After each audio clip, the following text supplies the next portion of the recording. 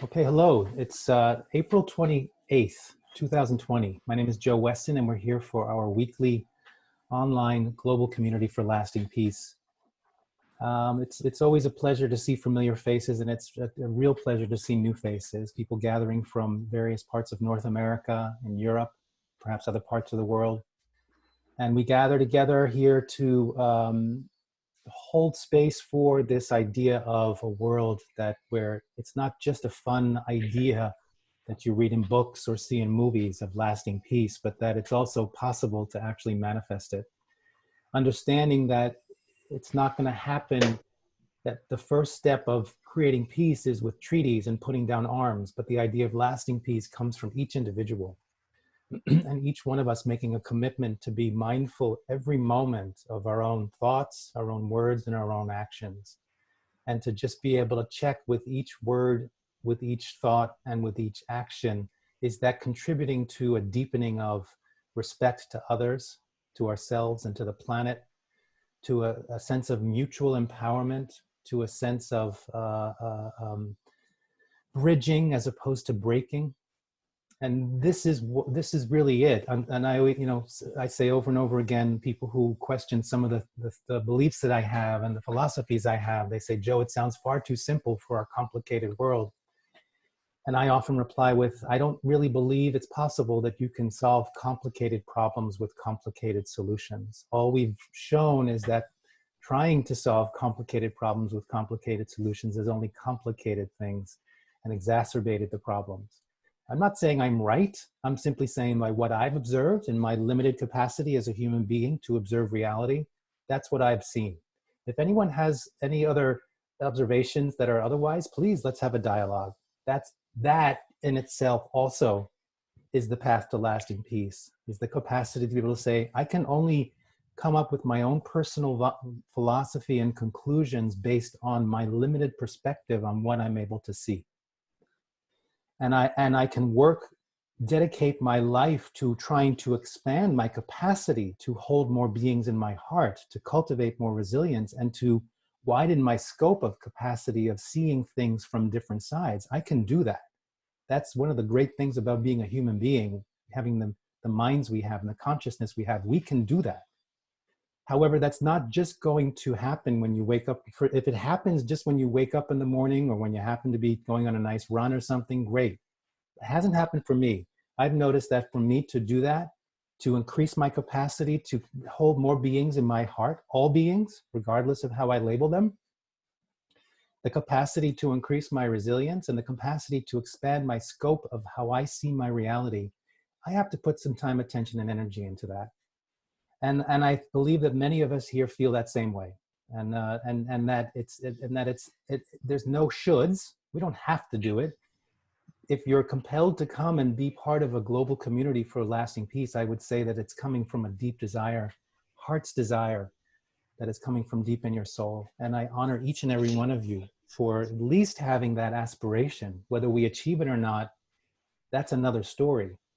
It starts with an aspiration. It then goes into a commitment to shift, even in one thought, one action, and one thing we say per day. That's one step closer to us being part of a world that can manifest lasting peace, where there can be lasting peace. And so that's the premise of what we're here to do, is to practice together, to share together, to support one another.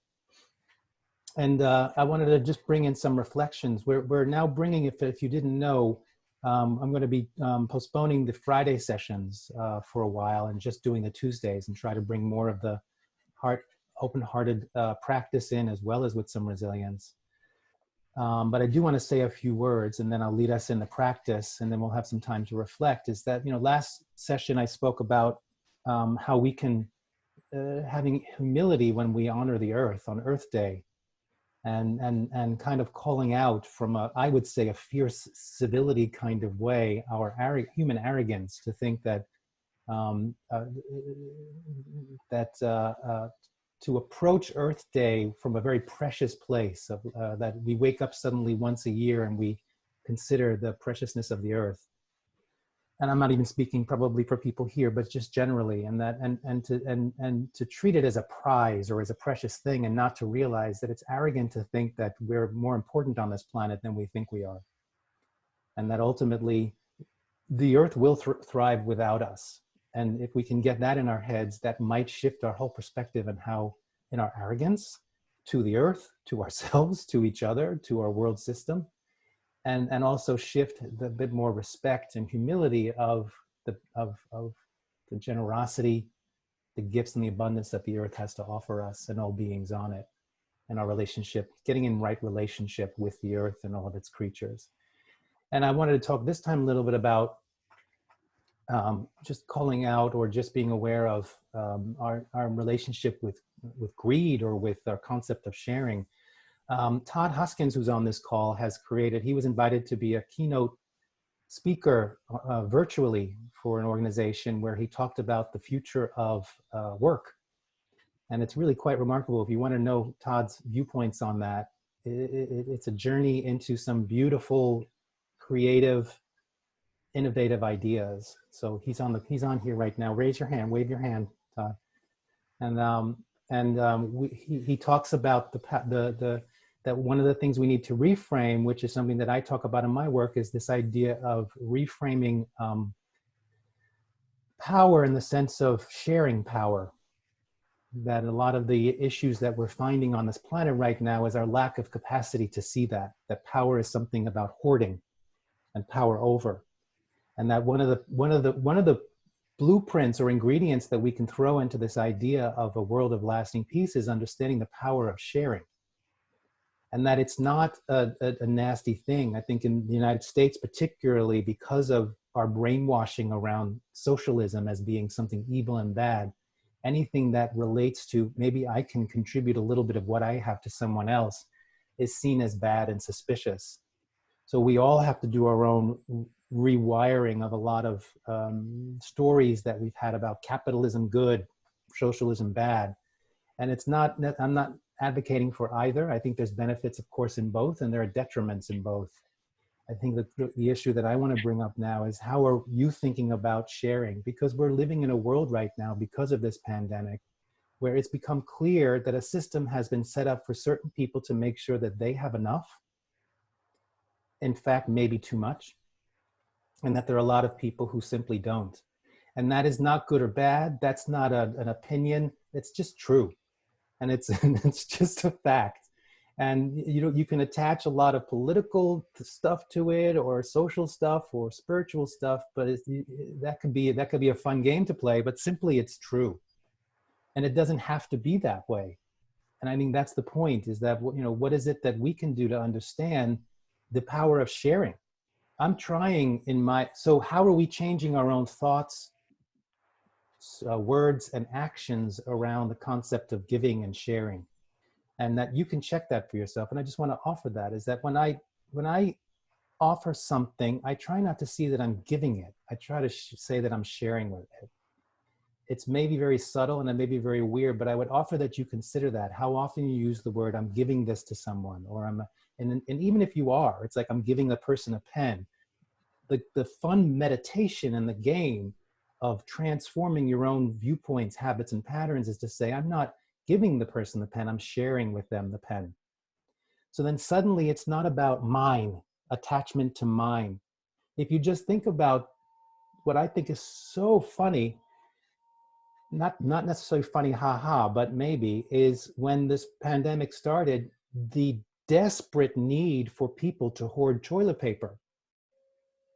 And to just hoard, that in itself is a deep autonomic nervous system response to what we do, to even those who consider themselves woke and who are very spiritual. We still have within us that deep tendency to want to, I've got to hoard, I've got to take care of me. And of course you have to take care of you, but to just notice, is it in proportion? So to just start thinking about that, is how much is it about accumulating for yourself, and how much is it about on some level hoarding, and can you reframe that to say, what I have, how can I share? And just a whole different way of looking at that. I just want to offer that. And as I said, if you have any more questions for Todd around that, I think he's put the link up. It's quite remarkable. So I want to leave the talk for that and just have you think about that as we come in. And again, this is all in the context of simply for us. If you want to play the game of what we're doing here, I guess I set the rules of the game. Maybe that's hoarding or something like that. Maybe that's a power over dynamic. So if you guys have ideas of how you want to play the game, let's talk about it. I'd love to share that, to share the power of that. To start thinking about this is how can we, because now's the time. I think that's what I want to get to. We're given a situation that's not pleasant, and it's unfortunate that oftentimes we make some of our most enlightened shifts in our lives when there's a tragedy, or when there's a shock or a crisis. And you know, it's nice if we can do that when that's not the case, but that's when we do it, and we're in the middle of one right now. So how can we make use of this time? So that's why I'm offering these things for you to be thinking when you're just going on a walk, when you're doing your dishes, when you're trying to just get away from the kids screaming all the time, and just be thinking about these concepts of where am I still holding on to my level of arrogance around the things we discussed last time, around my own sense of sharing power. And it's in that practice that we can really start walking our talk. And that's how we become midwives, nurturers, and protectors, ushering in what is already emerging on this planet as a new way of being that includes sharing, that includes more humility and respect, and an understanding that each person and each creature on this planet should have an equal opportunity to certainly have enough food to eat and fresh water to drink. Let's just start there. So starting with our practice, trying to combine a little bit of the open-hearted meditation with some of the resilience. Let's start with just find a way to sit where you are. Remember our power sit, where you're sitting with your spine straight. You're not trying not to lean with your back against what you're sitting on. So just try to sit with your body straight for now. Feet flat on the floor.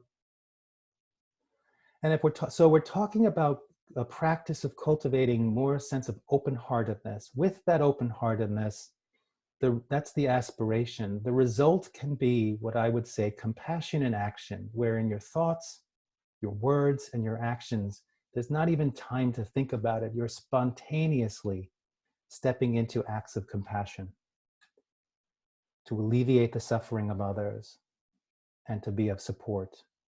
That's the practice. That's the ultimate goal, that without thinking about it, embodying compassion in action.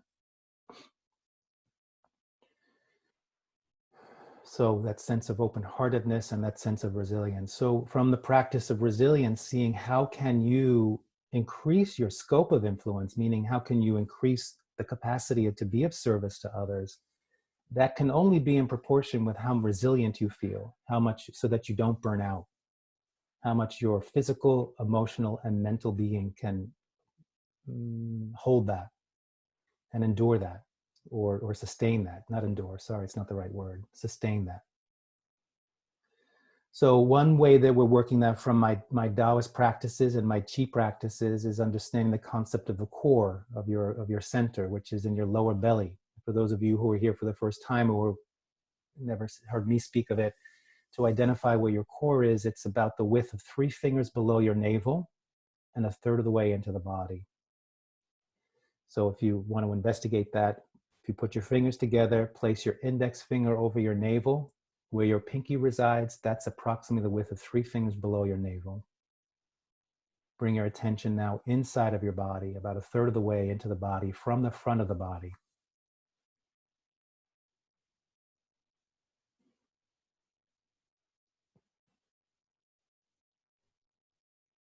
Placing your full attention on that spot now.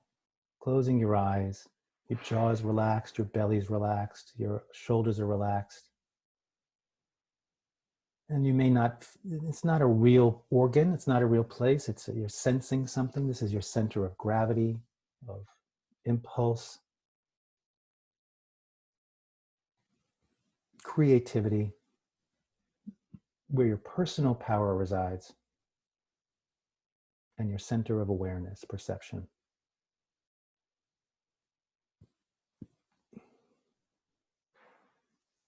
Now imagine from this practice of resilience that your center is also a battery, that as you do your practices and as you cultivate chi, which is life force energy, which is in relationship with, on some level, awareness, that you have access to that, an innate amount of power within yourself. With proper exercises and awareness, you can tap into an unlimited amount of resource of energy within yourself. And you can tap into the energies around you. You're already doing it.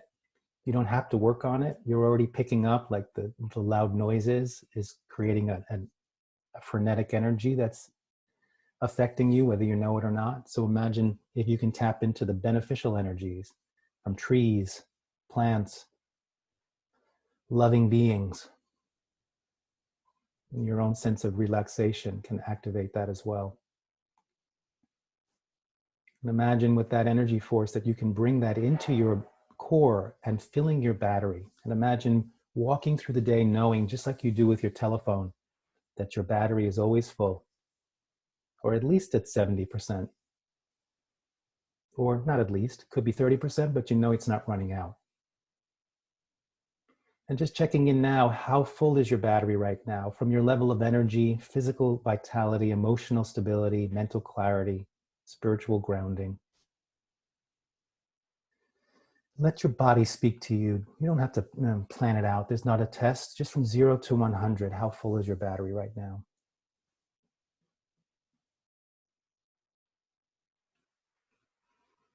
And taking a deep breath into your center. In through your nose, out through your mouth.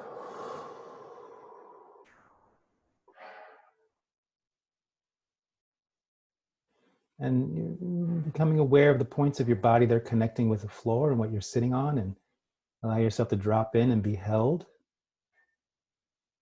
Taking another breath, trying to slow down the breath, protracted breath. Breathing in through your nose so you expand your belly. Same breath as you inhale, expanding your lower ribs. Same breath, now on the top of the breath, expanding it up into your heart and into your shoulders. Full breath, and then let it out through your mouth. So you're activating and stretching and exercising the full capacity of your breath, the whole breath mechanism. So breathing in through your nose into your lower belly, expanding your lower belly, and then continuing to expand your lower ribs, expanding the upper ribs.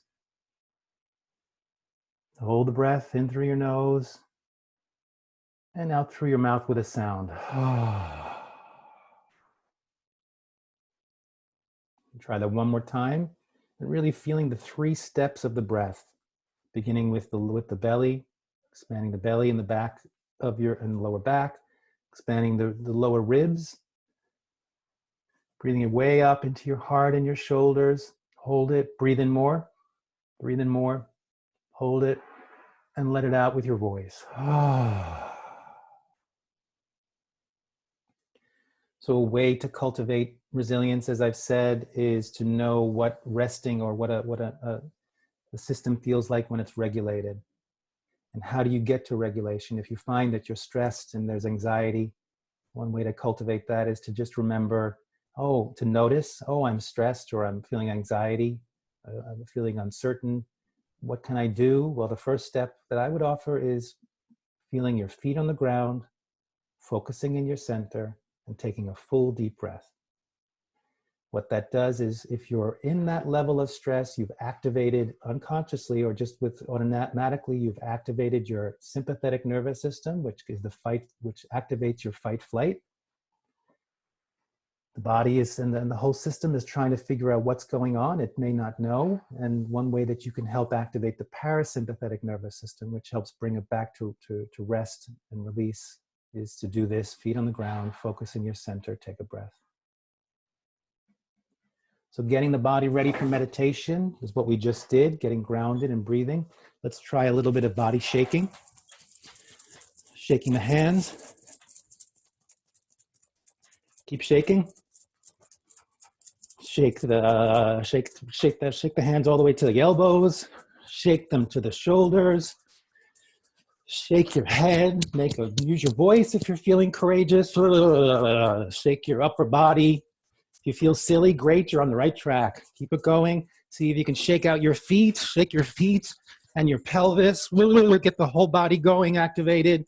Releasing. You're releasing all the energy, getting the system moving, and still. Come to stillness, sitting in power sit with your spine straight, and just notice. If you feel energy move through your body, let it flow. If emotions come up, let them flow. Laughter, tears, whatever comes up, all is welcome. Rest and release. You may notice that your heart rate is up. Your breathing might be more shallow. You're feeling more activated. Great, notice that. Now what do? We want to bring ourselves back to regulation, feet on the ground, focus in your center. Take a deep breath.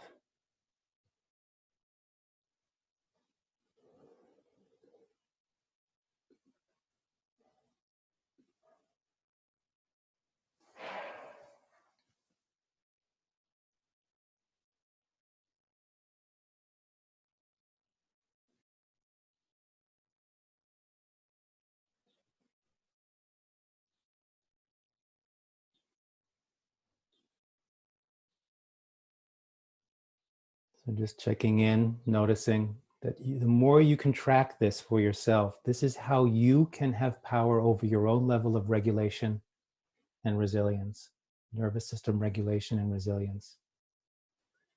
To track as you get more activated, as the stress rises. And you can track when you choose to activate the parasympathetic nervous system to bring yourself back to regulation and to be in that wave, in a way where you can ride the waves with ease.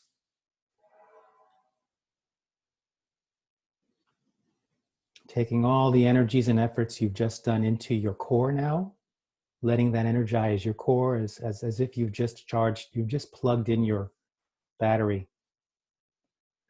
Letting the efforts of what you've done now charge your battery.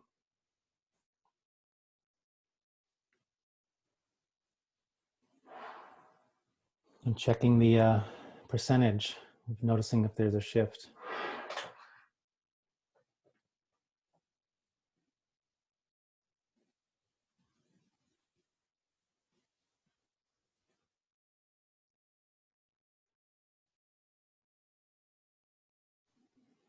Getting our heart practice, feeling your connection with the ground and with your center and with the lower part of your body that's connecting with what you're sitting on the floor. Arms are resting, jaws relaxed.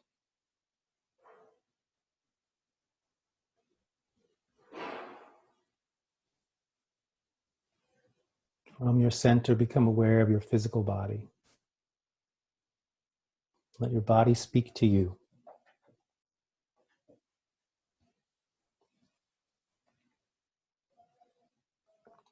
Through sensation, heart rate, tension, relaxation.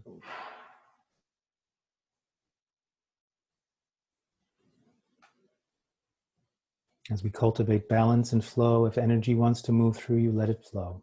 We're working on shifting the patterns of resisting our flow within ourselves, with others, and with our surroundings. So when you feel energy flowing, emotions flowing, practice letting it go, letting it flow through.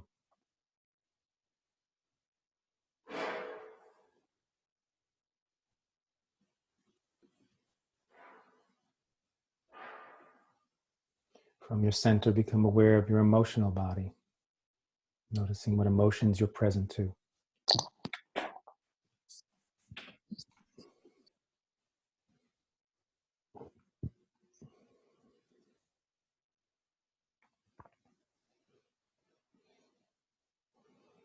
Bringing your awareness to you from your center to your mental body, observing, being aware of your thoughts, not attaching to them, simply being aware of them, quality of your thoughts.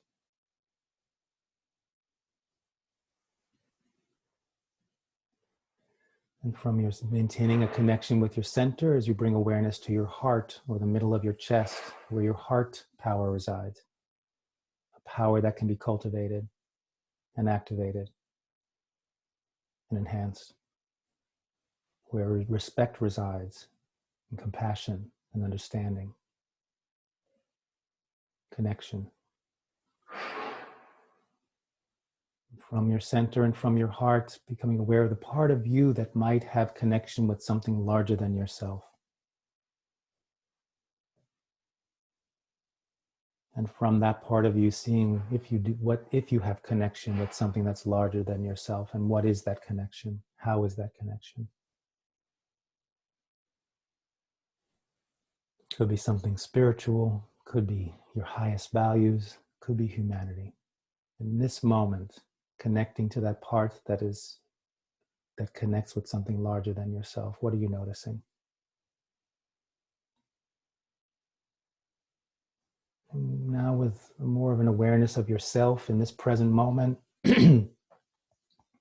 physically, emotionally, mentally, spiritually. From your center and from your heart, take a full breath in through your nose, and out through your mouth.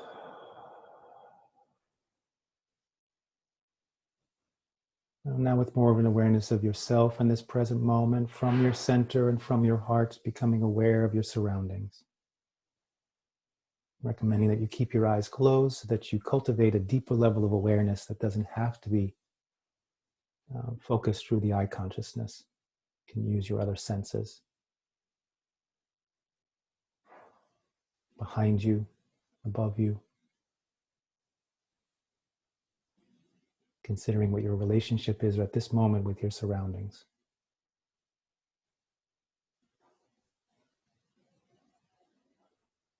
And with more of an awareness of yourself and your surroundings in this present moment, from your center and from your heart, take a full breath in through your nose,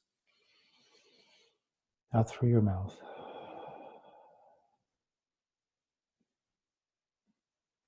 What we're doing here with this practice is we're actually developing a deeper relationship with the present moment, a true relationship from our personal power in our heart, starting first with the present moment through ourself, then experiencing the present moment through our surroundings, building on it, both the self and the surroundings. Now we can continue to develop and cultivate a relationship with the present moment by building from ourselves, from our surroundings, and now from our center, from your center and your heart, becoming aware of those in this meditation circle. And is it possible for you to just, as you observe, to just notice that from your center and from your heart, connecting with people from different parts of North America, from Europe, other parts of the world perhaps, and in how much is it possible for you to perhaps observe how you might be influencing each and every person on this call right now, in this circle, and how they might be influencing you.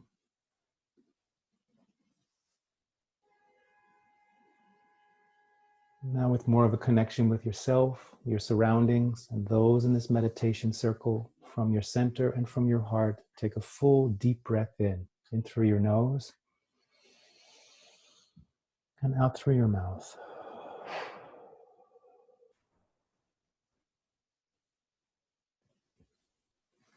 And now with more of an awareness of yourself and your surroundings and those in this meditation circle as a foundation of your connection and relationship with this present moment, we now expand our capacity to hold in our hearts more beings, particularly focusing on human beings. So with an awareness of yourself, your surroundings, and those in this meditation circle from your center and from your heart, now opening your awareness with all human beings, first beginning with those that you would label loved ones. And in this present moment, staying connected with yourself from your center and from your heart, with an awareness of your surroundings and a connection with all of those in this meditation circle.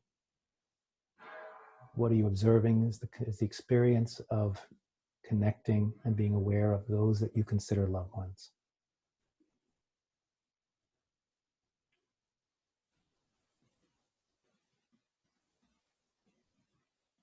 They may be close by, they may be far away. And how might you be influencing them now? In this moment.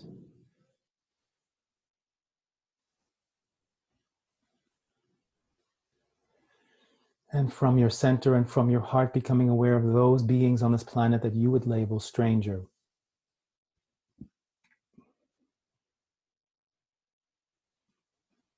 Considering the possibility that we may already all be all connected in some unique way. How aware are you of that connection in this present moment? And how might you be influencing perhaps more than 7 billion people at this moment where you're sitting right now?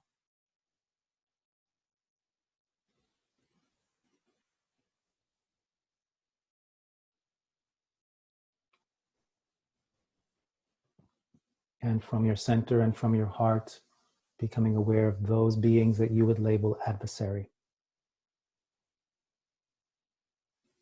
Notice your initial reaction as soon as you begin the process of connecting from your personal power and your heart with those that you would label adversary. Notice the images that arise in you.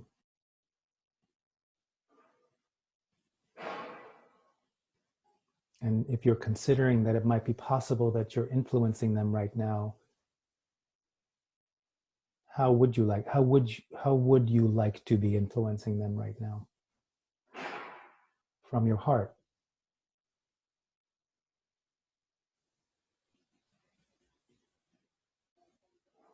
It's a practice. There's no right way to do this or wrong way. It's simply a practice.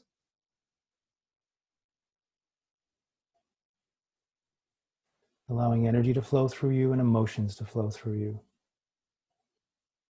Feeling your core and your center, your stillness, your presence and awareness.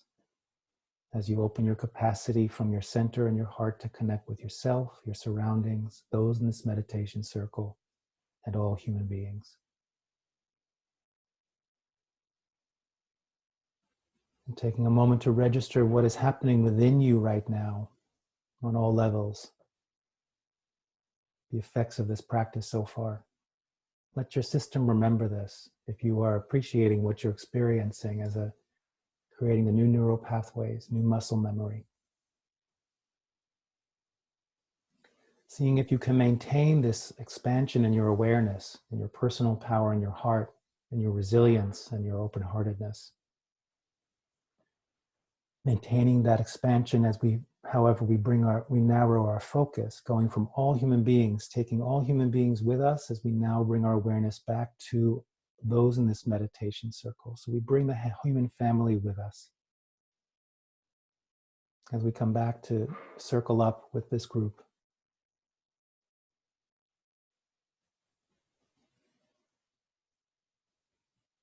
Noticing how that feels. Now bringing those in this meditation circle with you in your heart as you now bring your focus back to your surroundings.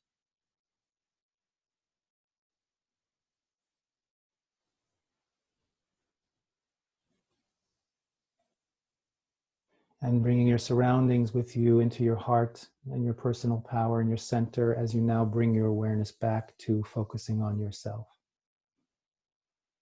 Offering yourself that same level of compassion and open-heartedness that you gave all human beings, considering you can do that to yourself as well. And letting this practice now charge your core, your battery, even charge your heart. And imagine adding to this practice that the practice really begins as soon as this session is over, to be able to walk through the world with your own sense of self within yourself, with your surroundings, always aware of your surroundings, with the support and loving kindness of those in this meditation circle and all human beings, walking this in the world.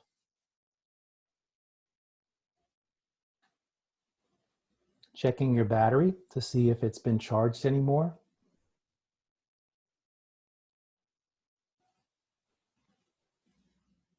And as a way to close this practice, let's all take one final breath in through your nose and out through your mouth.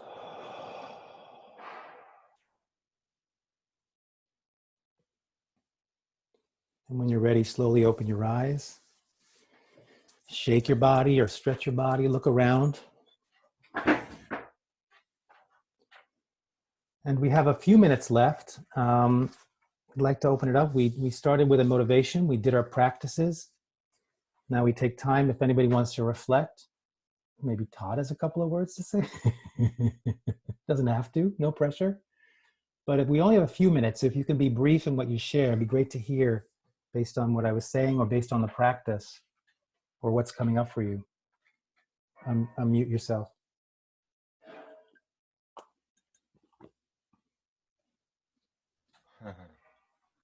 I'll just say a few words. And this is a great place in which to speak that after going through that experience. Just asking ourselves, what would work look like? What would our relationships look like, our families, our communities, if we did truly share power? And part of the reason that my commitment is to this global community and to these practices is knowing that tapping into that power is part of sharing power, that I need power to share. I need to be aware of that power. And one of my greatest passions is that all of us could go to work or stay at home and work, but work in an open-hearted way, serving a purpose that's greater than ourselves. And I really think in terms of simplifying it, learning what it feels like, what the experience is like, what the letting go and the taking in is like of sharing power.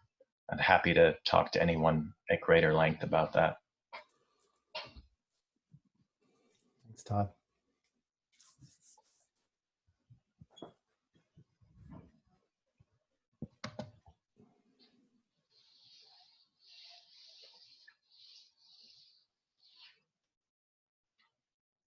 Trish says, I appreciate the idea of proportion. For me, it flows to perspective. Our perspective is being challenged these days, and we're being pushed to adjust our perspective. Certainly are. Thank you.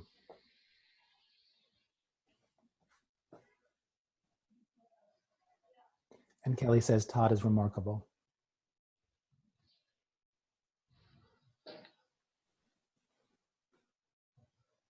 Well, here to working in a more open-hearted way and being in a more open-hearted way.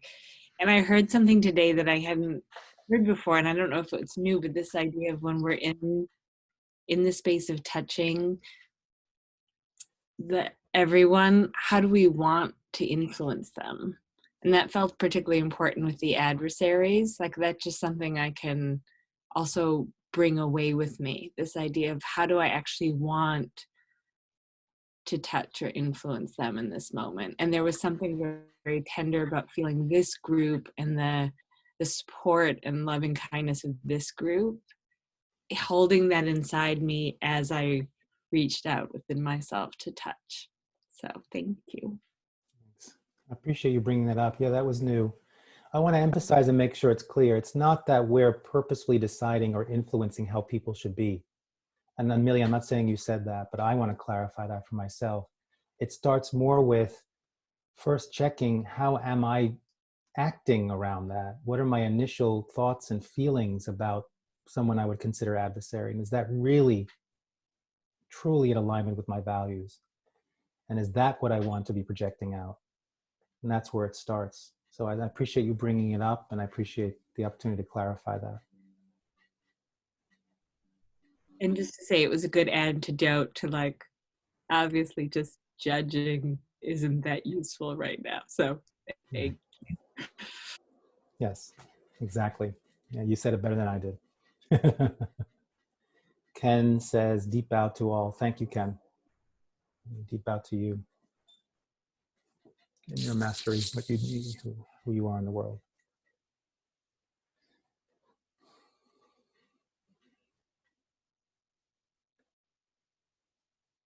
And Joe, thanks. It's great to have you here. He says he has to go. So Trish says, I also appreciate Joe's recurring theme of resilience.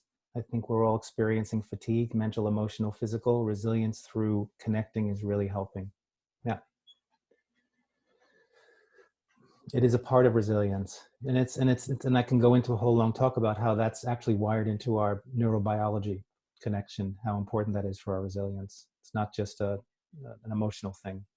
It's important for our biology, from a biological perspective.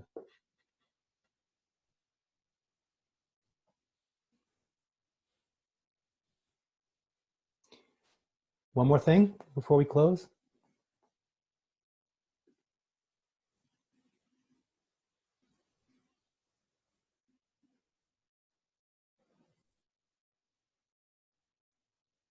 Jean says, work doesn't end after you retire, living is work. Beautiful wisdom. And that's what's happening where we have the opportunity. This is all opportunity to reframe a lot of our own viewpoints. And this is the more mindful we do it, the better we use this time. So thank you. I always feel honored to hold space with you at this time. It's a great honor for those of you who come back on a regular basis. And it's always great to see new faces and new beings and feel new hearts. So thank you for coming. And as always, we're doing this every Tuesday, 11:15 Eastern Standard AM. Tell people who you know who might be interested. Let them know. If you have any questions for me or for us, you can contact us at respectfulconfrontation.com. If you're not on our mailing list for respectfulconfrontation.com and the events we're doing with the Weston Network, please go to the website and get on our mailing list. So taking a moment with the grand energy that we've created and generated with us of this practice, to just see the preciousness of that, how auspicious it is that we gather, the 30 plus of us from around the world, to dedicate that energies to where you think it's needed most right now, it could be to you, to initiatives, to people you know who are struggling, that they may feel this energy in a more directed way. Supporting all those who are sacrificing for themselves and for others in this time. Healthcare workers, first responders, grocery store workers, factory workers. I'm sure teachers, parents. And as always, may all beings on this planet have enough fresh water to drink and food to eat. And may all governments govern from a place of wisdom as opposed to fear and greed. So let's take a final breath to close this. Have a good week. See if you can practice this, keeping your battery charged, and this idea of holding beings in your heart and resilience. And we'll see you next week. Thank you, Joe. Bye-bye. Thanks, Joe. Thanks, everyone. Bye. Bye-bye. Thank you. Thank you. Thank you.